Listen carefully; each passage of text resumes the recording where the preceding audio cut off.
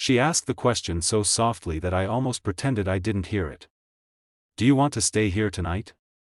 The rain outside her apartment was falling like it had something personal against the world, tapping hard against the windows, refusing to stop. I looked at her, at the nervous way she folded her arms, at the familiar stranger she had become in just 1 year, and before my heart could stop my mouth, I said, "I'm not sleeping on the sofa." The moment those words left me, everything we had been avoiding came rushing back, and I knew, whether I stayed or walked away, nothing would ever be the same again, that I hadn't planned to be there that night.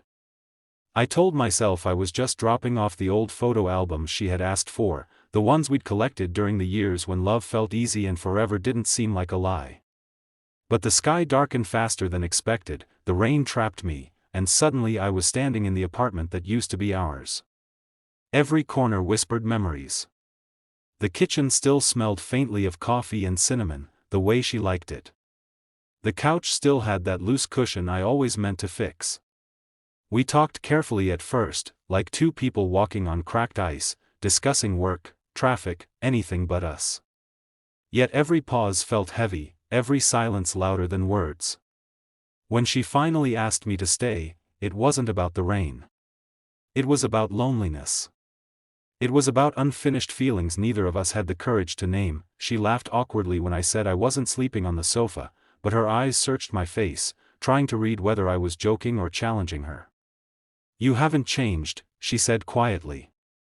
I wanted to tell her she was wrong, that life had reshaped me in painful ways since we broke up, that I had learned how to survive without her, but standing there, soaked from the rain and from memories, I felt exactly like the man who once promised her forever.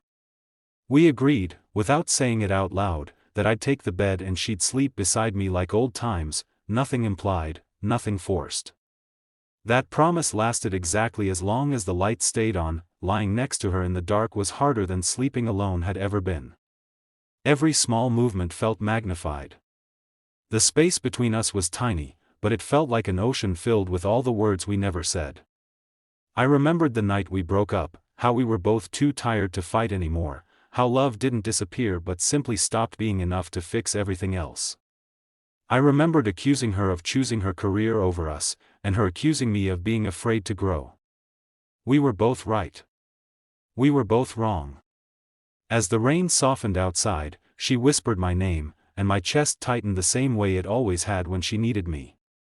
That night, sleep came slowly, wrapped in regret and longing, and when morning arrived, it brought questions neither of us knew how to answer. When sunlight slipped through the curtains, I realized I didn't want to leave.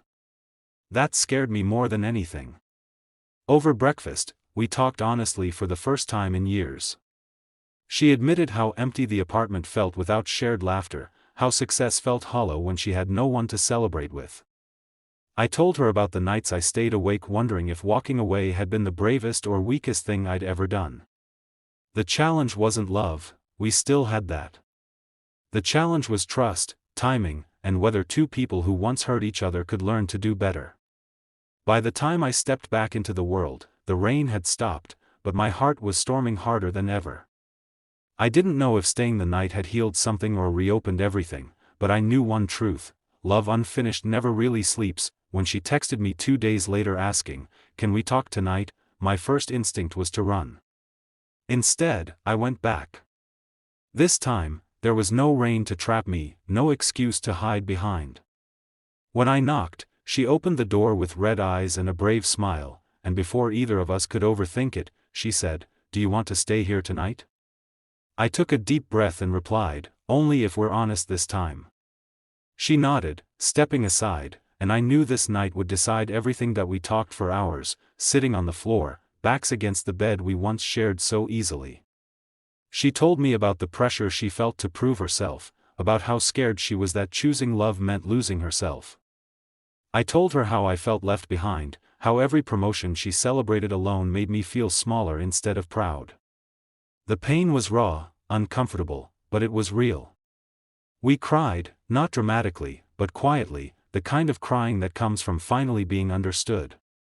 The biggest challenge wasn't forgiving each other, it was forgiving ourselves for the mistakes we made when we didn't know any better. That night, when we lay down, there was no awkward distance. There was also no rush. We held hands like two people relearning a language they once spoke fluently. I realized love isn't about never hurting each other, it's about choosing to remember why you care even after the hurt. In the morning, we didn't promise forever. We promised effort. We promised honesty. We promised that if things got hard again, we wouldn't run, we'd talk. As I left her apartment later that day, I understood something simple but powerful: staying the night wasn't about the bed or the sofa. It was about choosing connection over comfort, courage over fear. Sometimes love doesn't need grand gestures. Sometimes it just needs two people brave enough to stay, speak, and try again. And if you're watching this story wondering whether unfinished love deserves another chance, remember this: what matters isn't where you sleep, but who you're willing to wake up honest with. She asked it so casually it felt dangerous. Do you want to stay here tonight? The rain was loud, the room was quiet, and my heart was screaming things my mouth didn't want to admit. I smiled and said, I'm not sleeping on the sofa, like it was a joke, but the truth was, if I stayed, I wasn't sure I'd ever leave the same person again. That one sentence pulled me back into a love I thought I had buried, and before the night was over, everything we broke would demand an answer. When she asked again 2 days later, there was no rain this time, just silence and truth waiting to explode. Do you want to stay here tonight? She said, her voice steady but her eyes shaking. I realized this wasn't about shelter or loneliness anymore.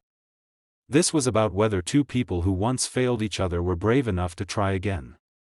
I stepped inside knowing this night wouldn't just change our relationship, it would decide who we were becoming.